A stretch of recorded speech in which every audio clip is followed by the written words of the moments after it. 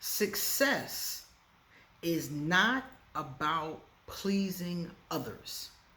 It's not about looking good for others. It's not about flossing or stunting or flexing or any of those kind of things. It's not about driving a Bentley or showing up in designer clothes. Success is all about you. All you. Hi guys, it's me, it's Queen Aset Haru, and thank you for joining me for another wonderful edition of Ask an Aquarius. If you haven't already, please hit the red subscribe button and smack the bell. Also, if you like this video, please, if you like me, give this video a thumbs up and pass it on to somebody else who might enjoy watching it too. Likewise, leave us a positive comment in the comment section and stick around to the end because I'm going to read and respond to 2 of my favorite comments from previous videos. And one of them might be yours. All right, so this whole concept of success, I think a lot of people get tripped up with it. I'm venturing to say we all might get tripped up with it because I was sitting on the edge of my bed the other morning. I woke up and I was sitting on the edge of the bed, and for some reason it dawned on me that I had reached a level of success where I had hit all of the milestones and goals that I had created for myself. And I was like, okay, so what's next? You know? And I realized as soon as I thought, what's next?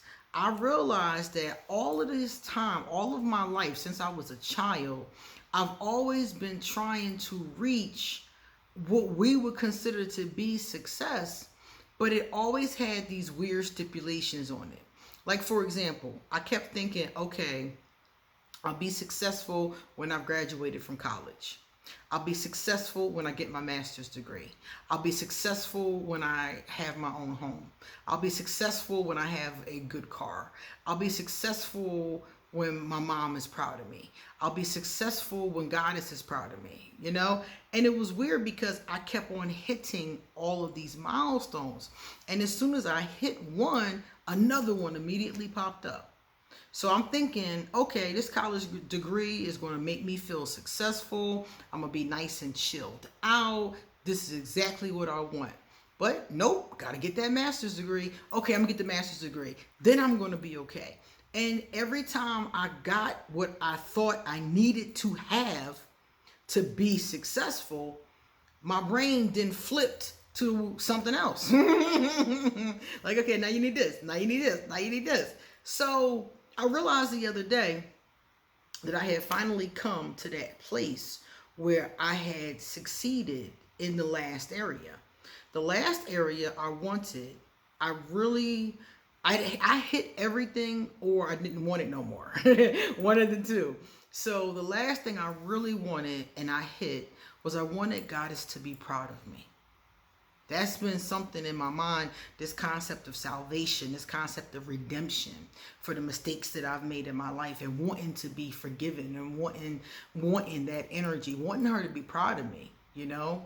And I was sitting there, and this was way before this other revelation hit me. As I thought about it at the time, I was sitting here, as a matter of fact, and I was doing cards.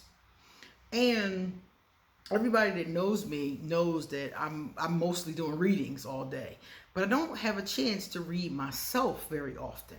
So this one day I was reading myself and I was doing my cards, and I'm the kind of person that has, you know, visions and things just come to me.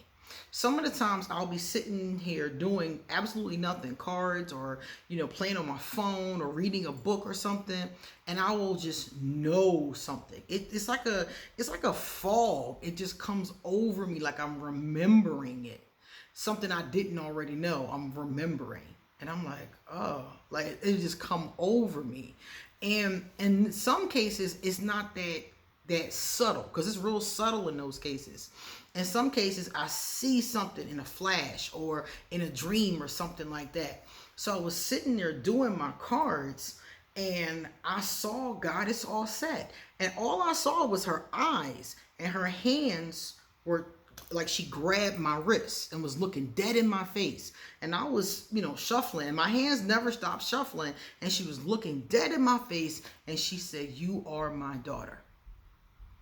And that was it. It was quick. It was just like that. And I was like, okay.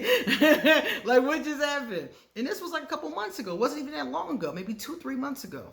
And I turned around and I threw the card down, and the card said Divine Child. And I looked to see, because I just got this deck, it's a brand new deck, and I looked to see what it meant, and it said redemption and a special connection with the divine. I sat there and cried for like 30 minutes because that redemption, that salvation that I had been seeking was already given to me. So the other day, a couple months later, like I told you, I'm sitting on the edge of the bed and I'm thinking about success and I'm thinking about what I need to do next. And it dawned on me that I had hit all of the milestones that I placed for myself. And I was like, so what is it? What's the problem? What are you still doing? Because it feels like, okay, I hit all the milestones, but it's still not enough. There's still one more thing. And I was like, what? I was asking myself, like, what do you want? What is it? And I heard myself say, I want you to approve of me. And I was like,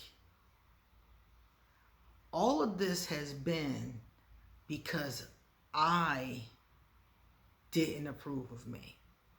All of this has been because I didn't feel good enough.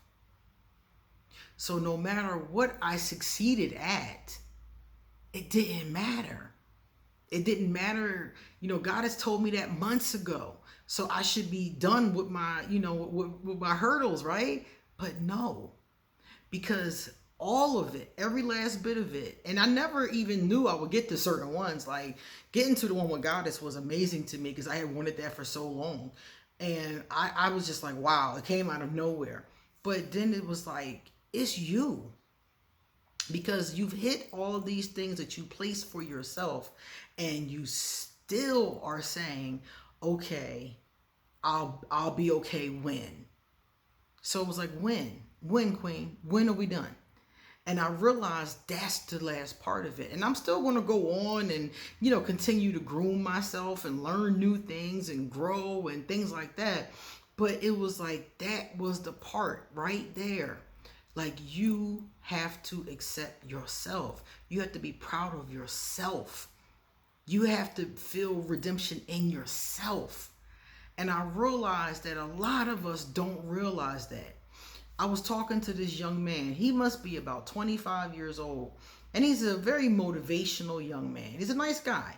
And one of the things he said was he would know that he reached success when he was driving a Bentley and no longer had to introduce himself.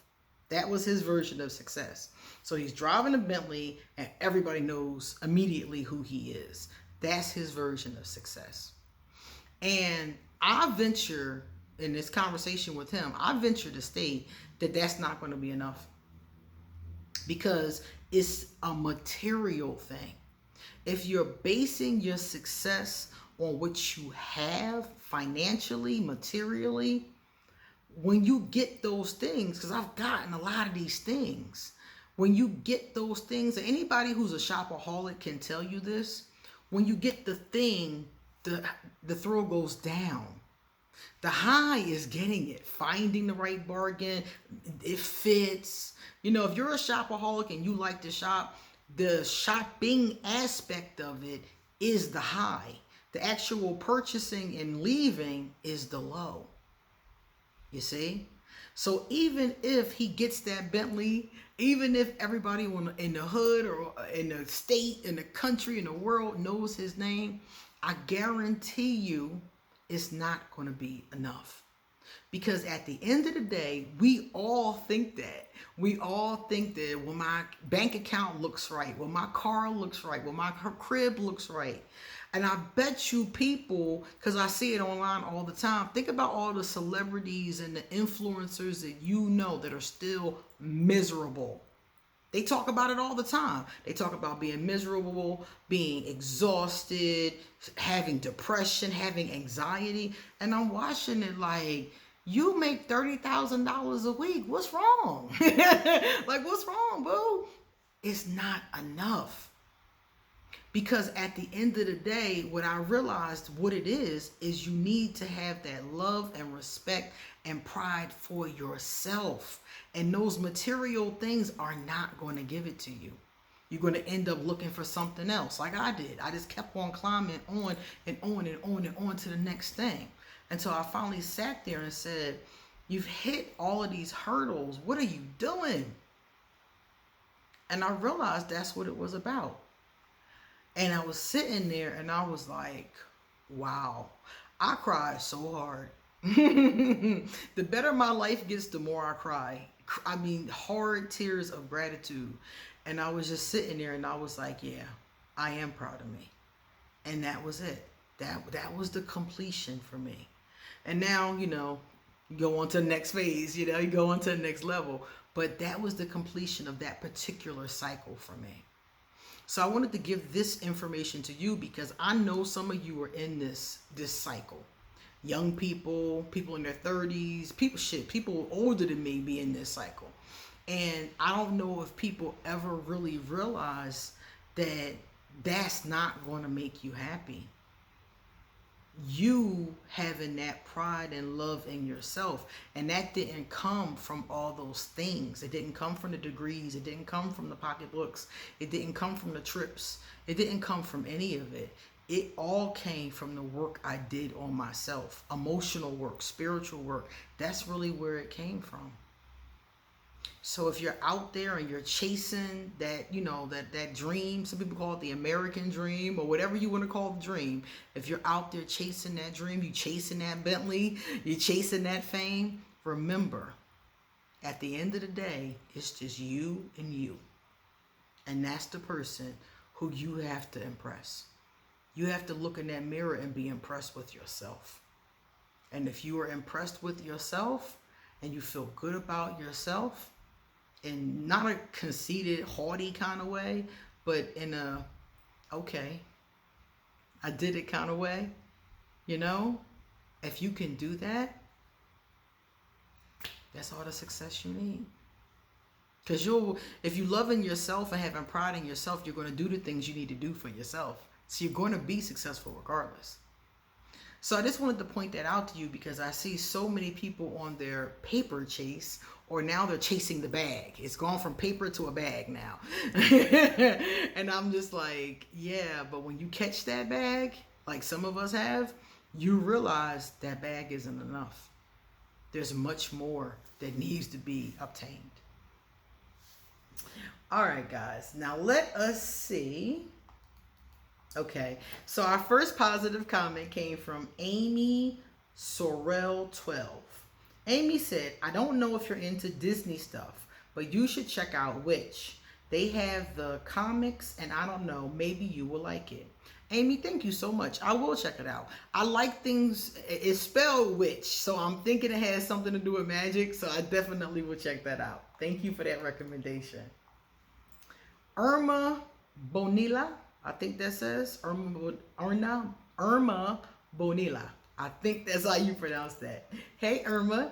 Irma said, it sure does, girl. You keep doing all that. I'm an Aquarius as well. My B-day is January 25th. I'm a Leo rising, Aquarius sun, and Pisces moon. I'm going through it. Thank you for making me laugh. I'm so glad that I can make you laugh. That is excellent. I'm happy for that. But a Leo rising and a Pisces moon is interesting because you have the air and you have the fire and you have the water. So you have three of the main elements right there in your main composition. The only thing I'm thinking is to be a Pisces moon, must be very emotional. I couldn't imagine having a water moon. I'm like, oh my God, how do you deal with all that water? You know, as an Aquarius, I'm like, oh my God, all that water. So yeah, that is very interesting. So I'm sure that you said you're going through it, so maybe you're learning how to balance it, right? All right, guys, come back soon because I always have a lot more to say. See you later.